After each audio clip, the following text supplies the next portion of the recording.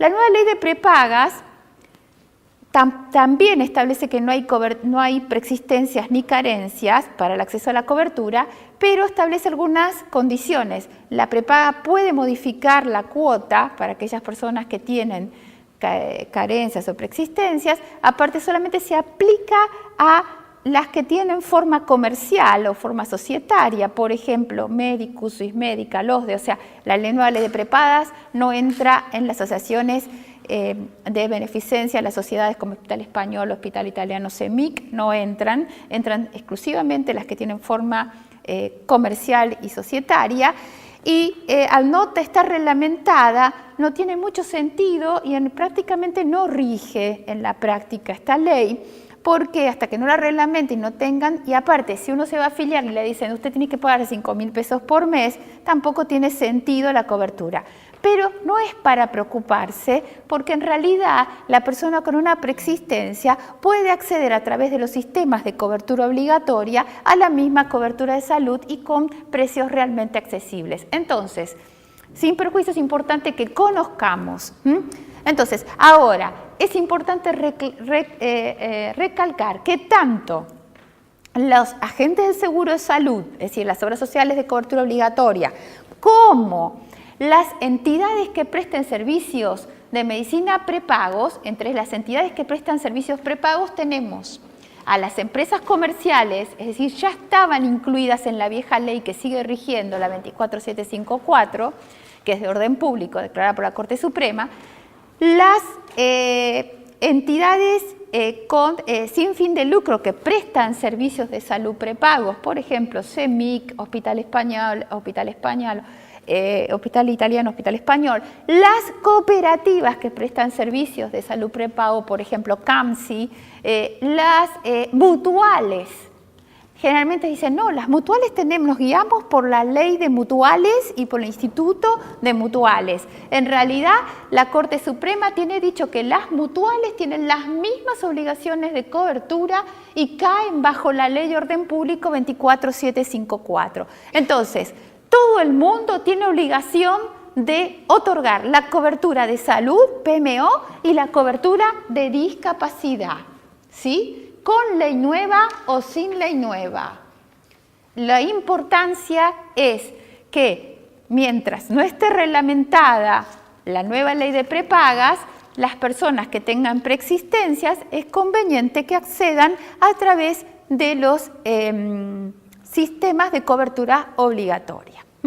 Entonces, y todas estas normas que les mencioné son pisos mínimos prestacionales, nunca techos, porque la salud es un derecho humano y le tiene que garantizar a la gente el acceso efectivo a la cobertura. Esta es una diferencia fundamental. Otros países, por ejemplo Estados Unidos, la salud no es un derecho humano. Entonces, la gente que está excluida del sistema tiene muchísimos problemas para acceder a la cobertura. Algunos legisladores y algunos abogados recurren a las normas de bioética. Esa es la diferencia, por ejemplo, con otros países que tenemos en Argentina. El problema de Argentina es que tenemos que hacerlo exigible, pero al estar garantizado es naturalmente exigible y la vía por excelencia para exigir un derecho es la justicia. Últimamente lo que se ha producido en nuestro país es una judicialización de la salud, ¿sí? En realidad a mí me gusta decir justiciabilidad. ¿Por qué? Porque en realidad es hacer justicia. Ahora, la judicialización tiene un efecto positivo y un efecto negativo. El efecto negativo es que la gente, como tratándose de derechos humanos, tengo que obligarme a ir a la justicia para acceder a la cobertura efectiva. Pero por otro lado, cuanto más se reclama, se produce lo que se denomina advocacy, es decir, logramos modificar las conductas de los efectores públicos y las conductas de los obligados a prestar la salud. De hecho, en muchos medicamentos ya no hace falta ir a un abogado y en cobertura de discapacidad hay muchas prepagas que luego del fallo de Corte Suprema, cambiazo de nylon con CEMIC, ya tienen en sus cartillas prestaciones de discapacidad. Claro, si uno pregunta, si no, no le dicen, ¿sí? Pero las cartillas están y una de las prepagas que lo primero le instaló fue OMINT. Swiss Medical le tienen que pedir que saque la cartilla. Galeno no, directamente la ignora. Swiss Medical, ¿cómo hay que pedírselo? No, usted tiene que pedir cobertura de discapacidad con el certificado de discapacidad. Entonces ahí aparecen los prestadores. Yo fui y me dijeron que tengo que ir a sacar el certificado a Ramsay. Bueno, ahora vamos a hablar de dónde se saca el certificado y todo. Ahora les voy a contar. Entonces, el PMO, entonces primero vamos a explicar brevemente cobertura de salud y después entramos en cobertura de discapacidad, ¿sí? Cobertura de salud es el programa médico obligatorio, que es la resolución 1991/2005 Ministerio de Salud. En realidad, el actual programa médico obligatorio es la resolución 201/2001, es decir, contamos, 2002, perdón.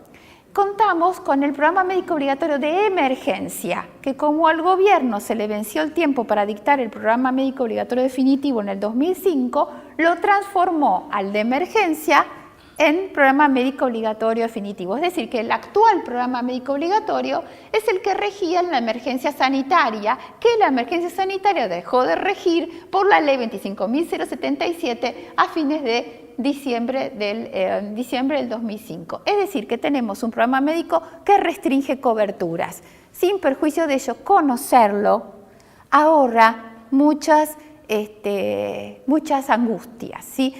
Un derecho existe en la medida que lo reclamo y el acceso a la información es la herramienta más importante para acceder a la cobertura. Cuando uno está informado y conoce cuáles son sus derechos, cuando uno va a la obra social y le dice, no, esto no está en el programa médico obligatorio, y uno le explica cuál es la base de su fundamento, la chica vuelve adentro, habla con la auditora médica y dice, ah, sí, tenía razón.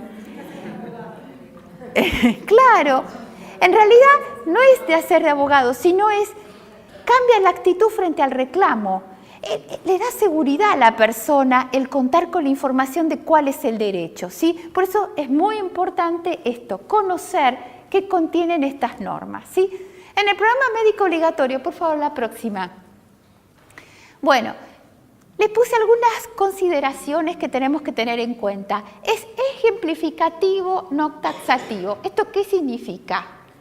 Cuando uno va a pedir algo, una prestación o un medicamento, le dicen no está en el PMO, uno tiene que saber que el PMO solamente es ejemplificativo, que no excluye lo que no está incluido.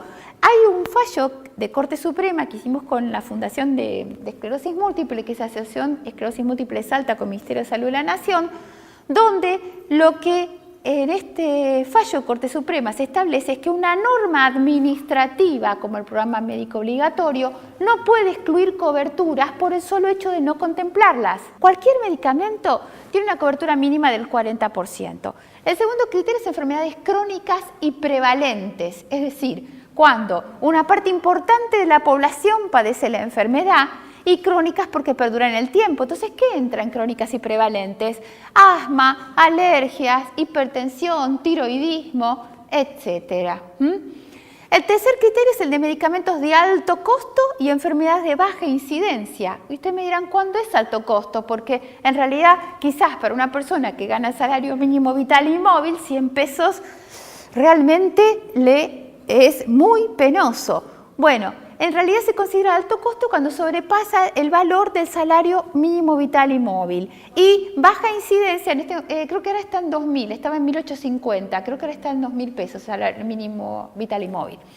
Y enfermedades de baja incidencia es aquellas que una parte reducida de la población la padece, ¿sí? Por ejemplo, esclerosis múltiple, hormona de crecimiento, fibrosis quística, tobramicina, tuberculosis, eritroproyetina, inmunoglobulina, el mestinón para la miastenia, los antihemofílicos, todo lo oncológico, la acromegalia, etcétera, ¿sí?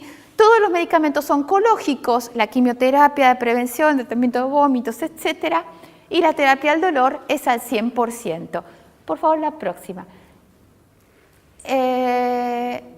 Otro tema importante en cuanto a medicamentos, entonces, por ejemplo, los biológicos los podemos pedir por el tercer criterio. Es decir, Si una persona necesita de un